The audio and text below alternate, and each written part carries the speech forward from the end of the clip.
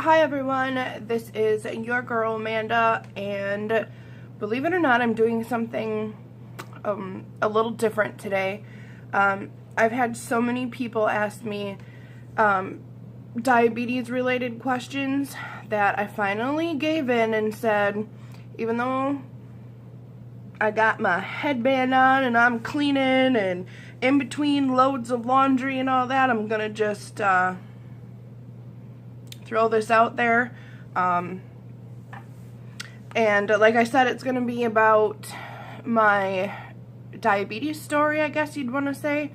So if you're interested in that, and I know not all of my randoms are, if you're not, pass this right up and wait for something that you are interested in to pop up on my channel. But if you are, just stay tuned and we'll get into kind of my diabetes story, and I guess maybe even how I was diagnosed as a diabetic. Alright guys, settle in. It's not really an interesting story, but it's a story no less, and I've had so many people now, like I said, ask me how I was diagnosed and how I found out that I was diabetic, and there's actually just been some newly recent updates on that whole topic for me, unfortunately. Let's just take you right back to everybody knows and loves Little Miss Jazzy. When I was pregnant with her, and she's my third child and my last, when I was pregnant with her, I think it was like 3 months, not even, and I was just getting so sick, and throughout that pregnancy I had lost 55 pounds. Yeah.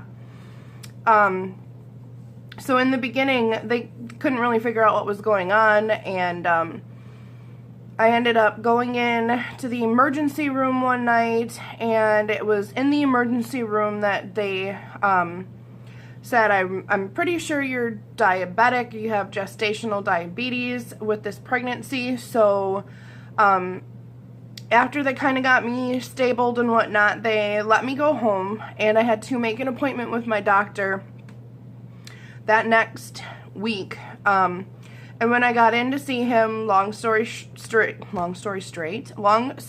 short, it ended up coming back that my A1C was like 8 point something, I think. So they were like, oh good lord, you got gestational diabetes. So I went with that. I did everything that I had to do. And I will tell you this, it is a lot easier following directions and protocol when you know that what you're doing is affecting the child that you have growing inside of you. Because I was like an A+ diabetic when I was pregnant. I ate perfect, I took my medicine constantly, and that was another thing. First they had put me on, I can't remember what pill it was that it was safe to be on while you were pregnant, but it did absolutely nothing. So within a short, like 3-week span, they knew I was going to have to go right to insulin injections. So I ended up having to meet with the nurse and go over how to do it and all that good stuff. And they put me on Novolog injections and Lantus injections, I believe it was called. Because one was I don't remember if it was the Lantus or not, but one was the long acting and one was the short acting. And I went through the whole class, and I never missed a beat. Never. I was afraid everything I was doing was affecting my baby, so I mean, it was 100%, I was the perfect diabetic while I was pregnant. And I did end up having a really rough time while I was pregnant with Jazz. Funny little insert so that you can know. When I was 7 or 8 months pregnant with her, my husband and I actually flew to Las Vegas, and we stayed at the Flamingo Hotel, and the temperature was like record-breaking temps, of course, while we were there, and it was so hot and so just, oh, it was horrible. And here I am, how many months pregnant, taking injections, I think it was like 8 times a day in my prego belly, and asthmatic. Yeah, so needless to say, my whole Vegas experience was not what I would have wished it to be at that time. But the whole point was to go get married, and we accomplished that.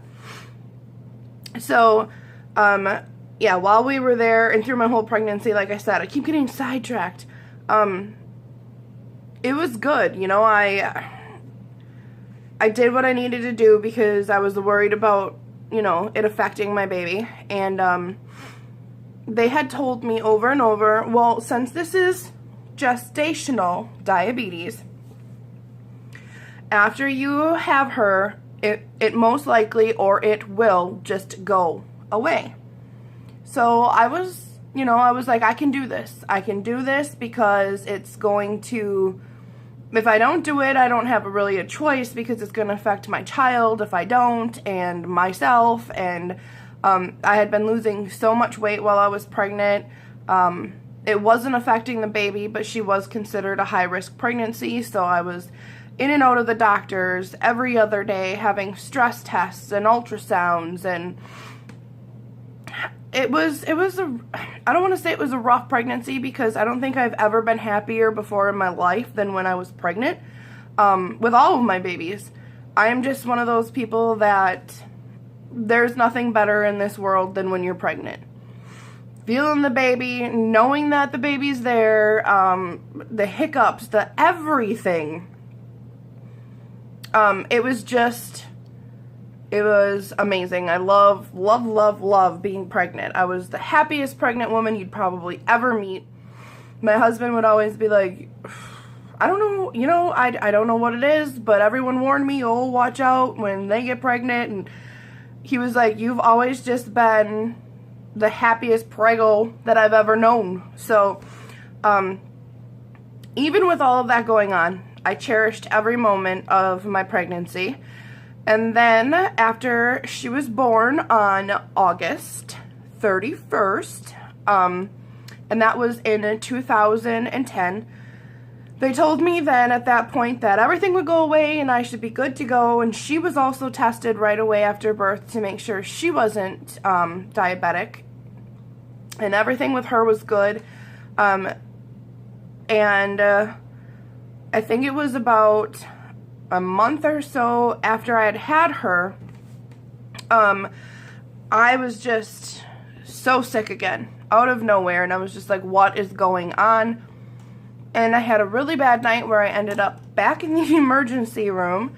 And they had told me that your sugars are like 600, and I can't remember exactly, but it was 600 and something was my blood glucose level when I had gotten there. And they were like, guess what? Apparently your diabetes never went away. So now that we thought you had gestational diabetes, you must just have type 2 diabetes because apparently it's not going to go away. So I got on at that point. I had another appointment with my doctor, and I had got on Metformin, which is the devil's drug. I'm just throwing that out there. For some people, Metformin works great at helping to control blood sugars and things like that. But for me, it was probably one of the worst periods of my life. I was sick 24/7. And now I'm going to get a little graphic and real here because, well, that's what this is about.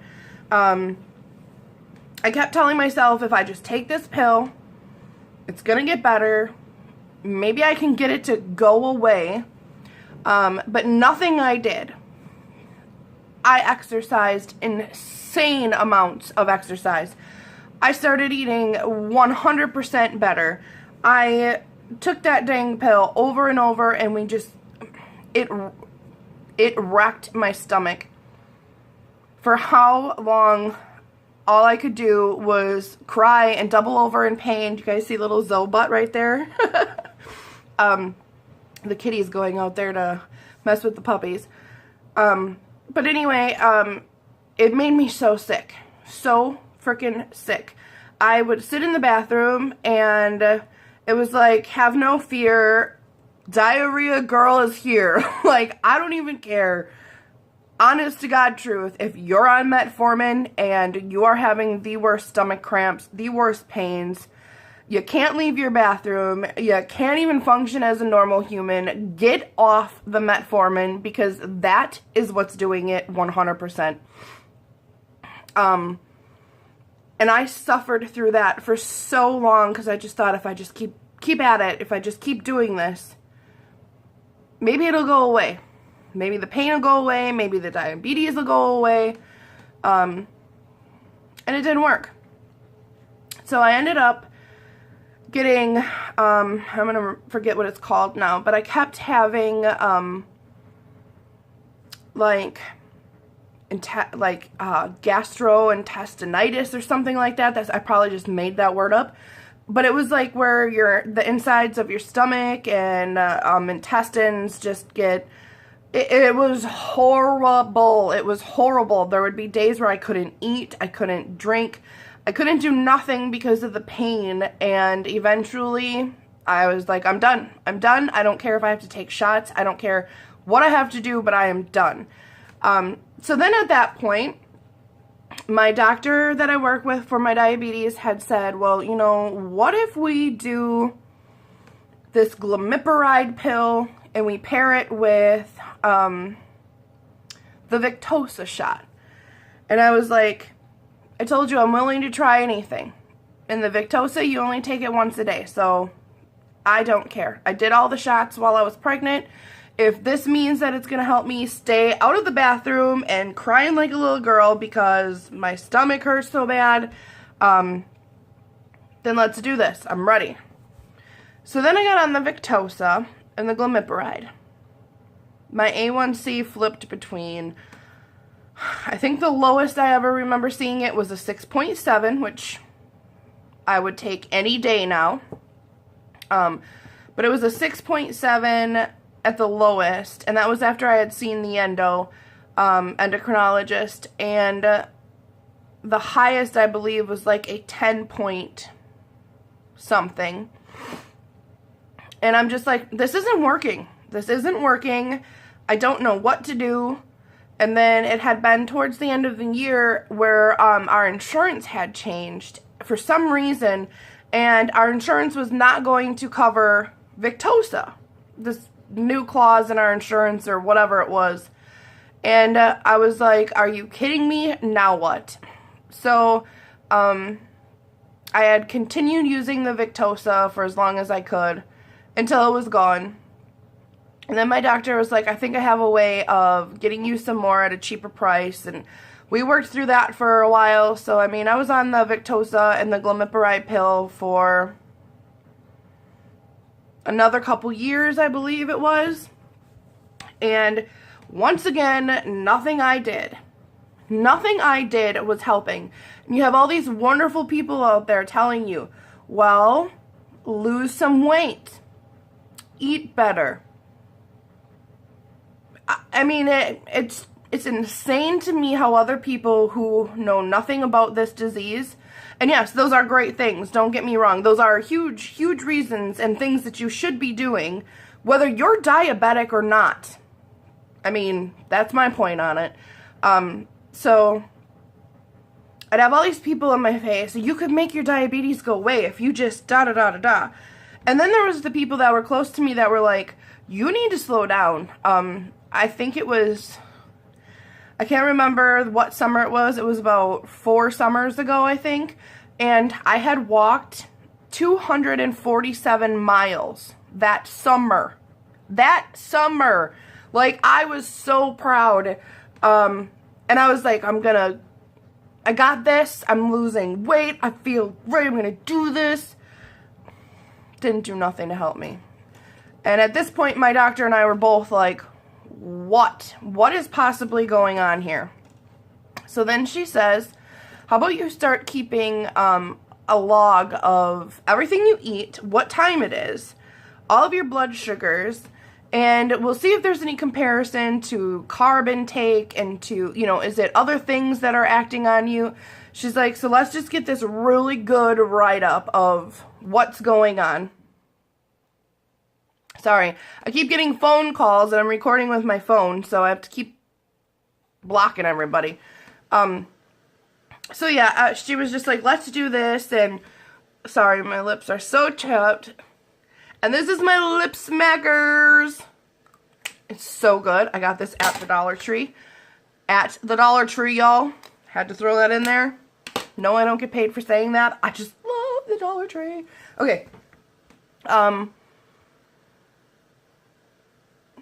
totally forgot where I was. Whatever. I was on it. Nothing I was doing was working. So I kept this detailed log of every time I took a drink of anything, minus water. Every time I frickin' exercised, I logged everything I ate. I logged my blood sugar every time I ate and in between eating, and I could feel when I would go high or be dropping low, and it was just, I did everything I frickin' could, okay?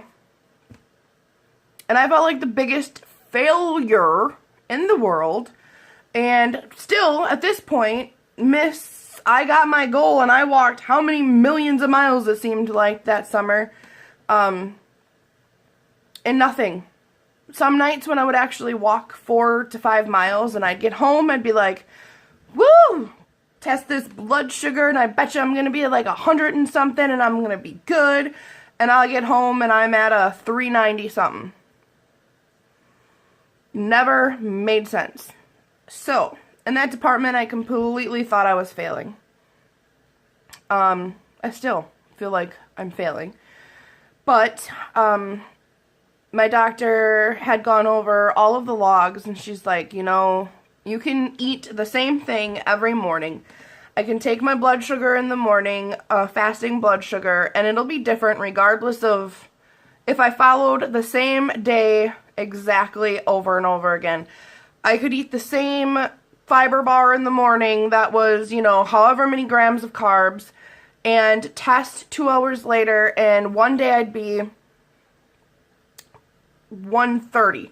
The next day I'd eat the same thing, and I would be 230, 330. So it was absolutely crazy, and there was no figuring out what was going on, and I just kind of felt completely doomed. So then my doctor said, okay, it's time.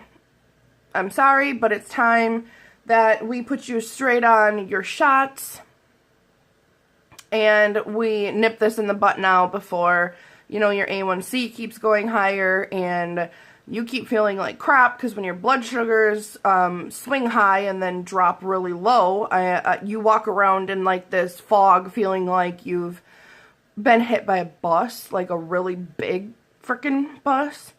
So I was just like, I don't care, yeah, let's do it. So she got the process going, and I got back on the Novolog and the Lantus, and I started at, you know, a small amount of units. And it seemed like for a year and a half, it was every 3 months, doctor appointment. Doesn't seem to be doing too much. Let's bump it up. Now I'm on, you know, how many units of this in the morning and how many units of this for each meal. And it was just never ending. So I continued to do that up until just recently when I got really sick again, and I ended up in the hospital. And when this is actually warning, scary story time.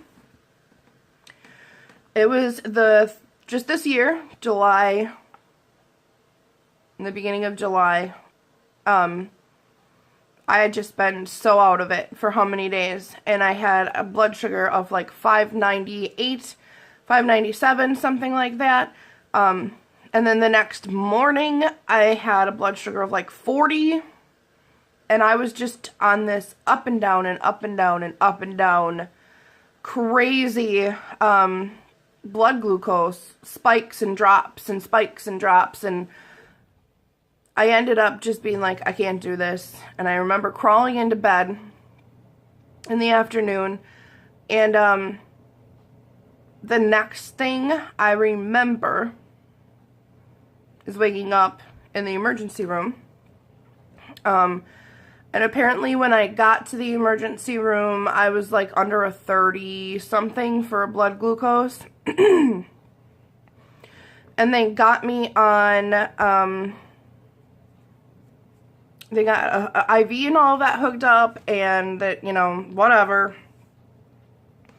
Asked me some questions about what was going on lately. I told them, you know, basically same old, but just in bigger, higher spikes and drops.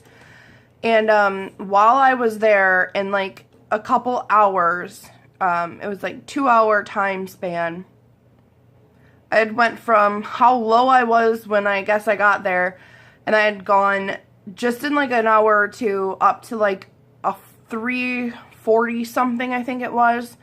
And they were like, there's no reason for this. We don't know what is going on. This is just insane.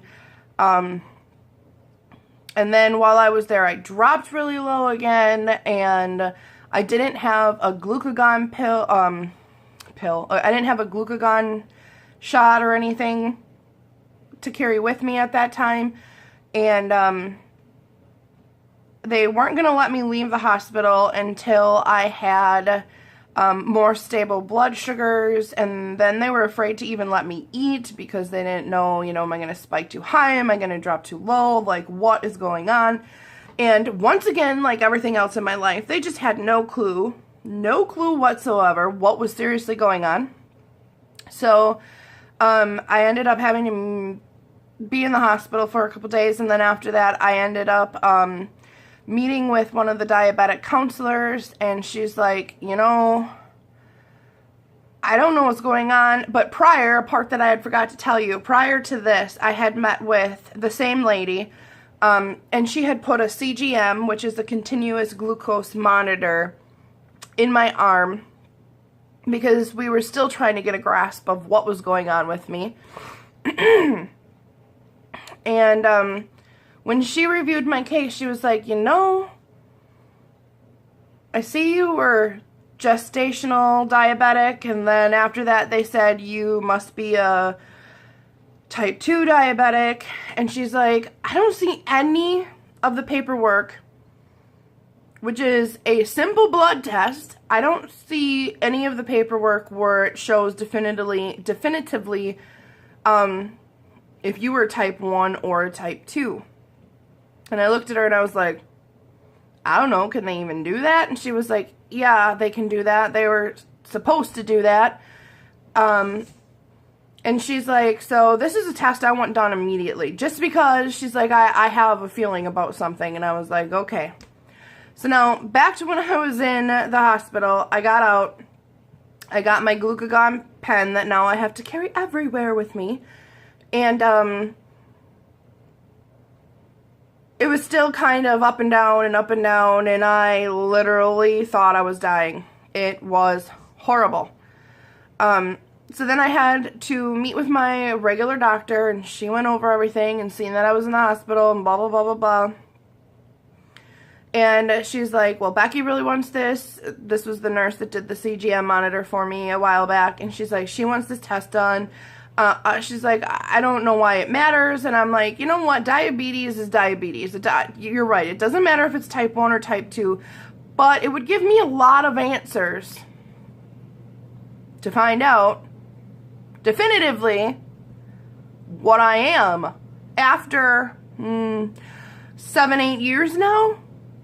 So she did the test. Like I said, simple blood test. Like, they don't take enough blood from me every time I'm there anyway. They did the blood test and blah, blah, blah. And she's like, well, I'll get back to you. I'll let you know. She's like, you know, the bottom line is we need to get you on a pump. Type 2s can be on a pump.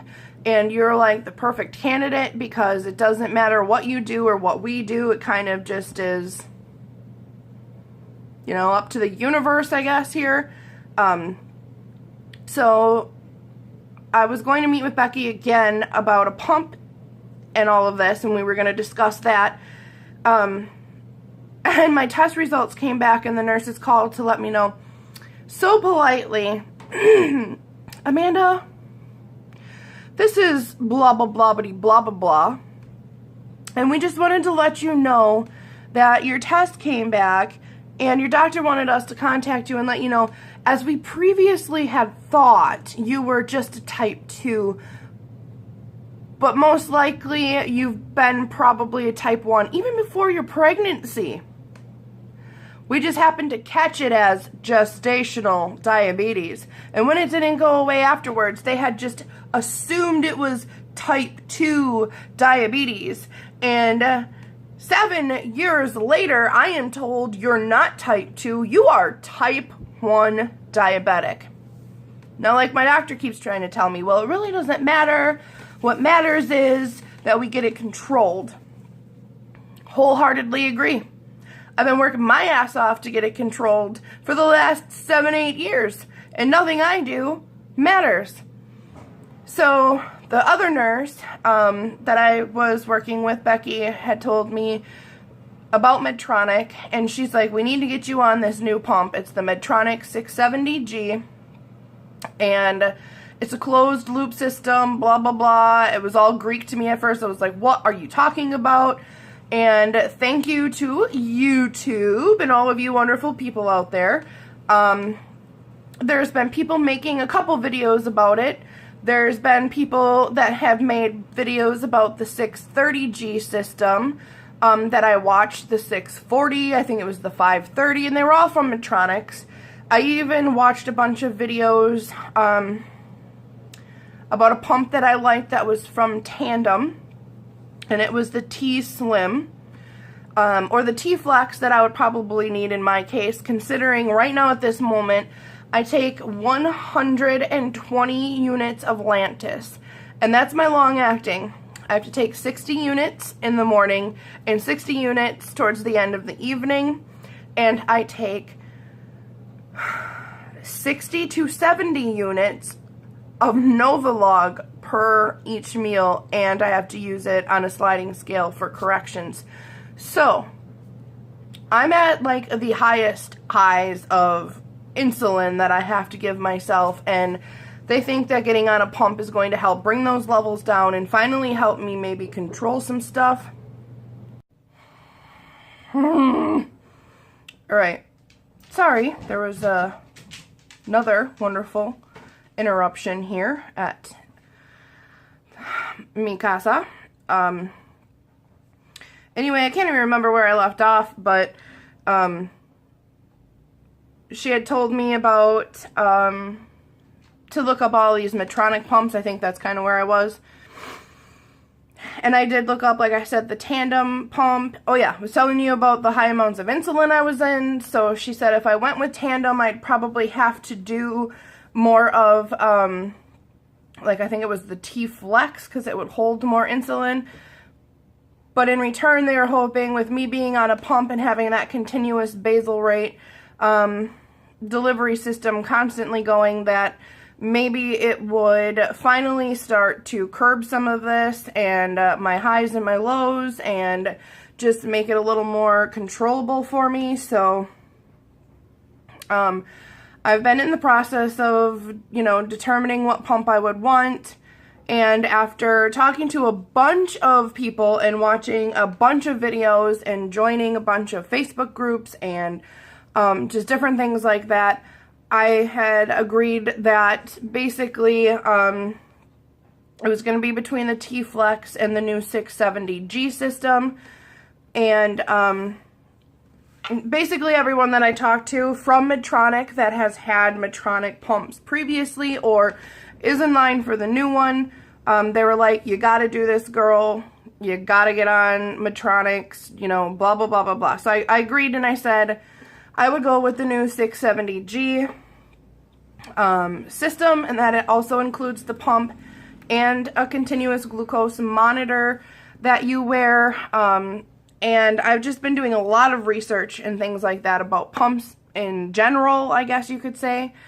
And now the point where I'm at currently is my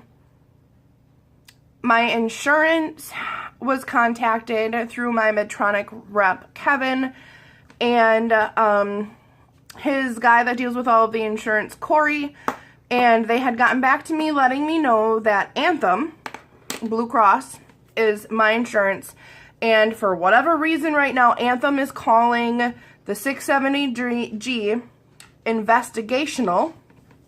I feel like I've done that like throughout this whole video, but they're fighting the claim of them saying that it's investigational because the pump has been FDA approved. All of the work and studies are there to prove, you know, basically they're calling that pump the artificial pancreas. I did it again. But now Wonderful Insurance is saying no, even though she is a type 1, it's just investigational and blah, blah, blah. So now I'm in the process of my insurance and the Medtronic people and my doctors fighting that decision made by Anthem. And that's kind of where I'm sitting. So if I summed it all up, I'm Amanda and I'm a type 1 diabetic. Who knew, right? Apparently nobody that I was working with for the last 7 years. I digress. Anyway, that was pretty much the start of it for my diabetic story to the end of it. Well, I don't want to say the end of it because guess what? Let's face it. When you are a diabetic, there's really no end to your diabetes story. So I'm just going to keep doing what I can do, fighting these highs, fighting the lows, trying to bring myself to a decent A1, going with the flow, and going to continue to take my shots until I find out more about what can happen with my insurance. And if that doesn't work for whatever reason, I'm assuming I'm going to be on the 630G by Medtronic, and that's the pump with the CGM as well. So, I guess I can update you guys as well, and I just want to say thank you to everyone that has commented, whether it's because you watched one of my Fobonichi flips, or, you know, you heard me rant about being diabetic during one of my Dollar Tree hauls or something. I just want to thank you all for the love and support that you guys have given to me, and I'm so happy that actually talking about this has, you know, brought so many wonderful other people into my life that I never knew before. And diabetes is a horrible, it's just a horrible disease. And I'm to the point where I won't let anybody tell me anymore, well, you know what, you could have cancer. Well, you know, you could have whatever. A disease is a disease is a disease, and it's not well received by the person that's having to deal with it, whether it's cancer, whether it's diabetes, whether it's syphilis. I don't know. All I do know is that I'm not going to give up the fight, and I hope anybody that's watching this doesn't want to give up the fight, because there's not always tomorrow. But right now, there is this today, and I'm going to do what I can to get through it and be the best mommy that I can be the best Dollar Tree shopper that I can be, the best wife that I can be. So just never give up. Stay random. Even if it has to deal with being diabetic, just be you. Do what you need to do to get through.